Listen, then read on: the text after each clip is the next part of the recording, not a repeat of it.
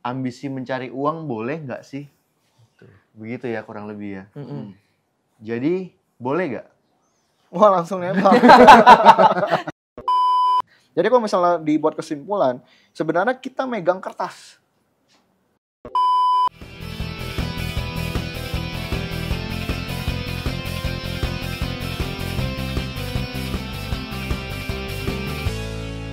Oke, halo teman-teman, kembali lagi di History Podcast, di mana kita akan membahas semua tentang kamu, aku, dan kita semua.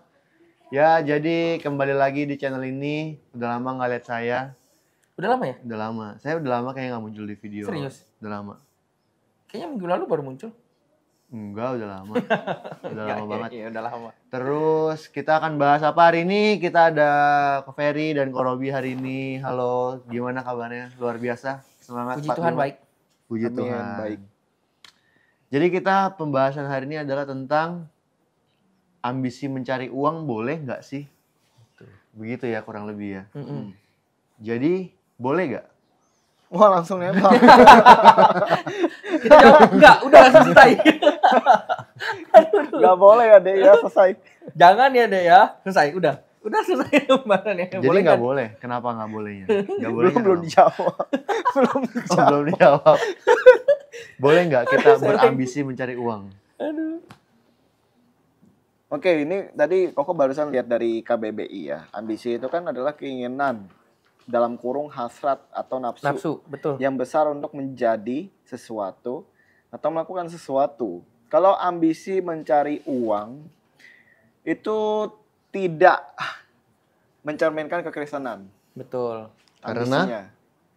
Karena ada hasrat yang cukup besar. Betul. Yang pada akhirnya tuh orang tuh terjerat. Koko ada siapin ini nih. Ada siapin ayat. Ini cukup banyak. Tapi sebenarnya sebelum kayak boleh atau tidak, kita harus paham dulu. Uang itu sebenarnya apa? Betul. Uang itu adalah alat tukar yang berlaku di masyarakat. Yes, nih. Koko akan bahas ya. Uang itu tadi Koko sempat riset. Uang itu yang kita beredar sekarang adalah fiat namanya. Fiat. Fiat itu adalah uang yang nilainya tidak didasarkan pada logam mulia. Jadi ini sejarahnya ya. Pertama kan kita di zaman dahulu kala itu barter. Barang tukar barang yang value-nya sama, ya kan? Misalnya seandainya sapi ditukar sama apa gitu. Sapi sama domba tapi dombanya 2 misalnya. Contoh ya. And then seiring berjalannya waktu, uang itu yang barter tersebut itu jadi uang logam. Which is ada perak, perunggu, ada emas. Yes, itu dijadikan sebagai alat tukar baru pada waktu itu ya. And then berkembang lagi sampai zaman sekarang itu disebut fiat. Uang yang kita pegang sekarang kertas 100.000 rupiah yang dicetak oleh Indonesia dan tersebar di berbagai negara. Fiat itu adalah uang yang nilainya tidak didasarkan pada logam mulia, tetapi pada kepercayaan masyarakat dan dukungan pemerintah. Sebagian besar uang modern adalah fiat, seperti rupiah atau dolar, yang tidak didukung oleh cadangan emas. Jadi kalau misalnya dibuat kesimpulan, sebenarnya kita megang kertas. Cuman kertas. Kertas yang dianggap punya value setara dengan logam. Jadi paham ya sampai sini. Dalam arti itu ya kalau misalnya seandainya dibilang kita mengejar uang, kasihan banget. Kita mengejar sesuatu yang value-nya tuh diputuskan, dipercaya sama-sama oleh pemerintah dan warga Indonesia atau warga di seluruh dunia, itu punya nilai, padahal tidak. Tapi karena sudah berlaku di seluruh dunia secara global bahwa fiat itu setara dengan logam, jadi kita pakai untuk alat tukar. Nah, kalau misalnya bicara tentang ambisi, kita harus tahu dulu dasarnya uang itu apa sebenarnya, alat tukar. Jangan sampai ambisi kita jadi sesuatu yang sia-sia karena pada dasarnya kita mengejar alat tukar saja. Alat tukar itu kita tukar dengan waktu, benar gak? Kita tukar dengan tenaga, kita tukar dengan lelahnya kita tukar dengan air mata kita untuk dapat sebuah value, dan ditukar dengan hal yang lain yang akhirnya ngisi kekosongan itu. Tenaga kita yang udah terbuang, waktu yang udah terbuang, lelahnya kita, air mata kita, which is apa? Barang-barang yang bisa kita gunakan, jam tangan, baju, and so on. Jadi kalau misal seandainya udah paham konsep tersebut, apakah kita boleh berambisi mencari uang? Kasian. Ngapain? Tapi bukan berarti akhirnya jadi enggak kerja, betul. Karena kita butuh alat tukar tersebut untuk tetap hidup gitu. Tapi kalau sampai berambisi kasihan. Harus tahu dulu dasarnya tuh uang apa. Sadar gak ya? Sadar gak kalian kalau sekarang semua udah serba digital. Betul. Bayar apa-apa pakai QRIS, apalah sebutannya orang itu. Intinya kita bayar pakai uang digital. Uang yang tertera cuma angka yang bisa dilihat saja. Pakai GoPay, pakai Shopee Pay, and so on. Artinya fiat yang tersebar di seluruh dunia jadi turun value-nya. Bukan turun sih, maksudnya nilainya tetap sama, maksudnya jadi tidak sering digunakan. Paling kita gunakan untuk apa sih? Bayar bensin kan, bayar parkir ya kan. Bensinnya sekarang gue bayar Kris. Nah, bahkan bensin aja sekarang udah digital. Iya. Artinya ya sebenarnya kita makin kesini makin sadar bahwa sebenarnya uang itu tidak bernilai itu. Tapi karena sistemnya seperti itu, akhirnya jadi kita mau nggak mau harus ada alat Uang. tukar. Alat tukar. Kayak gitu. Itu dari Koko ya pemahaman ya. Karena Koko pelajari banget. Baru-baru ini tuh kayak enggak sih, udah cukup lama. Koko tuh lagi belajar soal investasi. Belajar investasi, belajar akar dasar dari uang itu apa, alat tukar itu apa, dan bagaimana cara untuk mendapatinnya. Itu. Apakah Koko berambisi? Bisa dibilang lagi mengebu-ngebu ngejarnya, tapi apakah ambisi nanti kita bahas lebih dalam. Coba nanti dari perspektif Robi dulu. Gimana kalau dari Kak Robi? Kalau bicara soal berambisi boleh atau enggak, kayak yang tadi dasar yang kita harus tahu dulu, ambisi itu kan bicara soal hasrat atau nafsu. Sedangkan kalau misalnya kalian nonton di podcast kita yang sebelum-sebelumnya,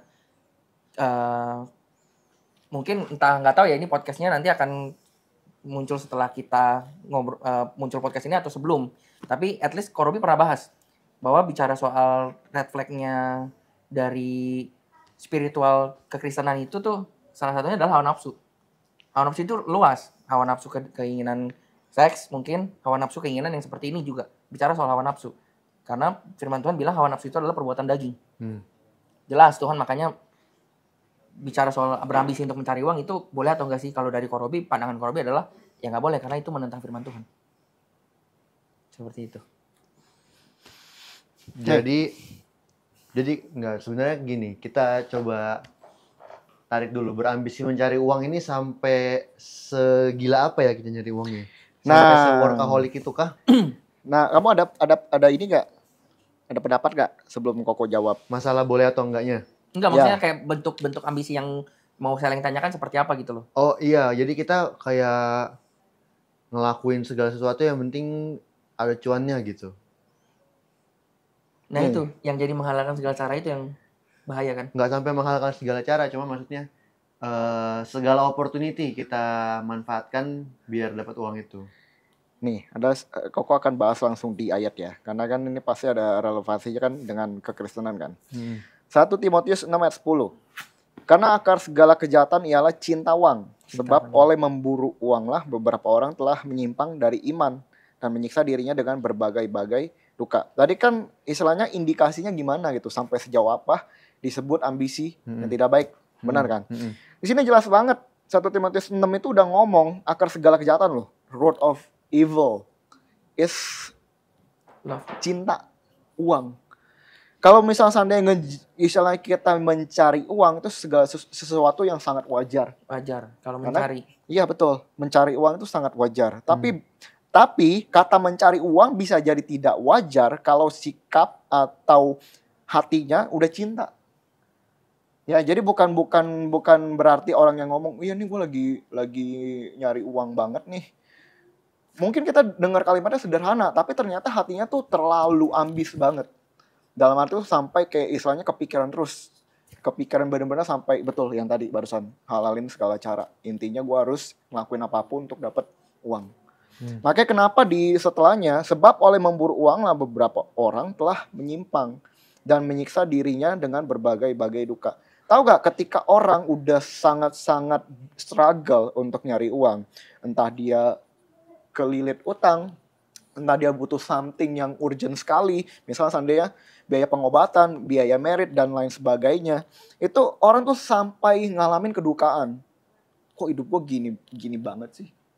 Itu wajar kan? Kok hidup gue gini banget sih? Kayaknya gue gue padahal Kristen nih. Padahal gue ikut Tuhan nih, yang adalah sumber berkat. Kenapa gue miskin gitu? Itu sesuatu yang wajar yang bisa dipikirkan hampir semua orang loh. Ya kan? Nah betul. itulah kenapa disebut akar dari segala kejahatan. Karena dia menimbulkan duka. Duka itu jadi bersungut-sungut. Bersungut-sungut itu jadi mempertanyakan Tuhan. Mempertanyakan kekristenan kita. Kita Kristen, tapi kenapa nggak diberkati? Kan itu yang Koko pertanyakan dari dulu. Koko tuh ini ya, sebelum kemana-mana ya. Kita memang nggak bisa pilih kita lahir sama keluarga yang kaya atau miskin kan. Kita nggak bisa pilih kan. Kita nggak bisa pilih, maunya lahirnya di Amerika sama orang yang jutawan, tinggalnya di mansion, kan nggak bisa. Artinya tuh keadaan kita ketika kita dilahirkan itu kita nggak bisa ngapa-ngapain. Yang bisa kita apa-apain adalah setelah kita udah punya kesadaran penuh untuk mencari pekerjaan atau mencari uang, itu yang lebih penting. Artinya mau miskin atau kaya, dua-duanya bisa sama-sama punya ambisi yang tidak baik. Orang kaya tidak pernah puas, orang miskin ingin menuntaskan kemiskinannya, benar gak? Artinya tuh orang, either dia kaya, either dia miskin, bisa sama-sama jatuh dari kejahatan ini. Which is adalah duka. Orang kaya gak akan pernah puas, udah punya Mercy, pengennya Lamborghini. Udah punya Lamborghini, pengennya jet pribadi, dan so on, dan so on. Jadi bukan masalah nominal yang kita punya, bukan masalah keadaan kita kaya atau miskin, tapi dari dasar, rootnya, akarnya, kita memperlakukan uang itu seperti apa. Kalau cinta uang, artinya kan kita akhirnya bergantung. Nggak ada uang, gue bisa mati nih. Betul, nggak ada uang bisa mati. Dalam konteks kita butuh makan pakai uang kan. Yes. Tapi dia bener-bener sampai mikirin banget. Sampai hatinya tuh kayak, aduh, bisa mati nih, gitu.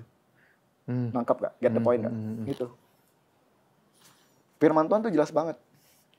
Kalau indikasinya udah buruk, itu udah ambisi. Yes. Karakternya berubah, cara dia berpikir berubah, cara dia mencari uangnya pun berubah. Tapi kalau dia berambisi, misalkan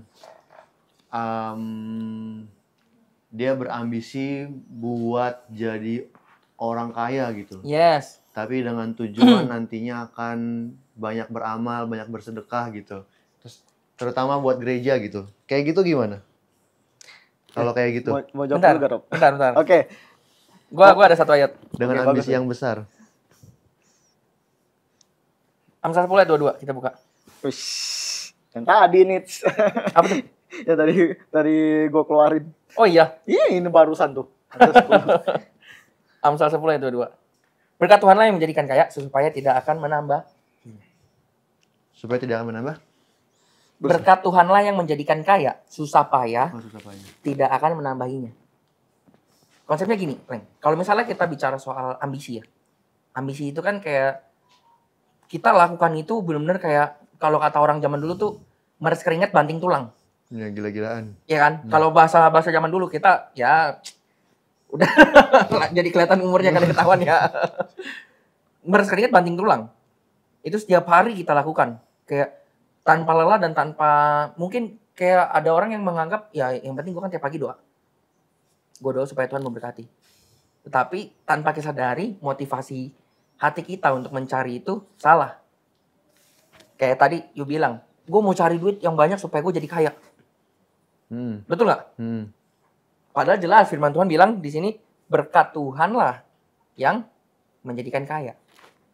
Susah payah tidak akan menambahinya. Jadi kalau at least kalau misalnya memang Tuhan mau jadiin you kaya, itu kan gitu doang, Lan. Segampang itu. Mau gue tambahin ya? Nih ya, kita bahas konteksnya.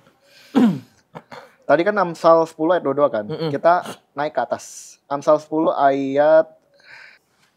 Oh ini, Amsal 23 ayat 4. Sorry, berarti beda ya. Tapi tetap di Amsal. Amsal 23 ayat 4. Amsal 23, coba ya. Ayat 4. Jangan bersusah payah untuk menjadi kaya. Tinggalkan niatmu ini. Tadi pertanyaannya, coba diulang. Coba, biar jelas nih, bertebal. Oh ini, jadi kita berambisi mencari uang karena ingin menjadi kaya. Terus jadi berkat kan? dengan pikirannya adalah nanti akan Bisa jadi berkat. Oke. Sebenarnya itu pertanyaannya tuh adalah motivasi Koko dulu banget. Koko tuh pengen karena sering kan di dalam kekurangan ya, keadaan kekurangan keluarga Koko tuh tidak kaya raya banget. Artinya tuh dari situ tuh Koko muncul sebuah impian.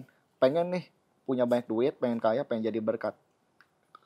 Kayak Koko rasa tuh kayak hampir semua orang bisa jadi mikir hal yang sama. Saya pun pernah mikir kayak gitu. Kalau misalnya relate sama kehidupan Koko ya. Tapi di sini malah dikatakan jangan bersusah payah untuk menjadi kaya, tinggalkan niatmu ini.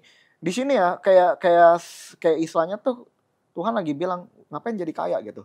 Udah tinggalin niatnya. Loh, jadi harus jadi miskin kah? Kan muncul pertanyaan baru kan. Jadi kita harus miskin kah? Berarti ikut Tuhan itu harus jadi miskin kah? Nggak boleh kaya? Bukan. Kalau kita baca dengan sungguh-sungguh ya, di situ kalau kita baca kata per kata, jangan bersusah payah untuk menjadi kaya. Kalau dari bahasa King James Version, do not wear yourself out to become rich. Kalau kita balik lagi ke ayatnya si Robi barusan ya, Amsal 4 ya. Amsal 4 ayat 22. Amsal 10. Ya. Di sini dalam King James Version dikatakan Amsal 10 ya. 10. Amsal 10 ayat 22. Oke. Seru banget kalau bahasa Alkitab. The blessing from the Lord makes a person rich. Kaya loh. Itu benar-benar konteksnya kaya loh. Sedangkan di Amsal 23 dibilang jangan susah payah menjadi kaya. Artinya kan jadi kontradiksi. Sebenarnya bukan kontradiksi. Kita pahami dulu konteksnya. Bukan kayaknya yang nggak boleh. Bersusah payahnya nggak boleh. Di sini di ayat 22, Amsal 10 ayat 22 dikatakan, and he adds no sorrow. Tidak ada kesedihan di dalamnya. Tahu gak ketika orang bersusah payah, pasti ada sebuah keluhan di dalamnya. Capek nyari duit. Benar gak? Itu pikiran semua orang gak? Betul. Capek nyari duit. Ternyata secapek ini. Ternyata seberat ini dan harus kerja keras kayak begini baru dapetin uang yang tidak seberapa. Benar gak? Itu ada kedukaan di situ. Makanya balik lagi ke 1 Timotius 6 ayat 10. Orang yang cinta uang akhirnya jadi memburu, akhirnya timbul berbagai duka. Korelasi gak? Ada korelasi gak? Yes. Ada korelasi. That's why kenapa orang yang berambisi itu jadinya mikirin terus. Ketika dia gak dapet apa yang dia mau, ambisinya, which is adalah jadi kaya, dia akan sedih. Disitulah karakternya akan berubah juga. Dia akan punya sudut pandang yang berbeda juga tentang kekayaan. Akhirnya ujung-ujungnya apa? Kok ikut Tuhan jadi miskin ya? Kok ikut Tuhan gue jadi harus miskin ya? Padahal enggak. Padahal upayanya atau hatinya itu yang nggak boleh. Motivasi makanya hatinya. dibilang jangan bersusah payah. Nyambung sama yang tadi Amsal 10 ayat 22. He adds no sorrow. Nggak ada kedukaan di dalamnya. Nyambung lagi 1 Timotius 6 ayat 10. That's why kenapa untuk baca sebuah Alkitab bicara tentang kekayaan dan berkat itu harus lihat dari peta. Di podcast sebelumnya nonton ya nanti yang tentang kekayaan juga. Jadi harus lihat dari kacamata helikopter luas. Nggak boleh lihat sepotong doang, sepotong. Wah, ayat ini bilang nih, firman Tuhan bilang jangan cari kekayaan, jadi nggak boleh. Nggak, harus lihat dulu. Jadi kaya deh gitu. Puzzle-nya disusun dulu. Bener gak seperti itu? Konteksnya bener gak ngomong kayak gitu? Didalemin gak kata per kata dan per pasal kayak gitu. Tapi kan kalau misalkan kita nggak ada ambisinya kan jadi apa? Rasanya jadi kurang kerja keras gitu. Iya nggak sih? Ah iya. Nggak juga. Lagi. Betul. Ini ya, ini pengalaman nyata. Koko tuh merasa di beberapa bulan yang lalu karena udah nyampe titik tertentu, Koko ngerasa puas.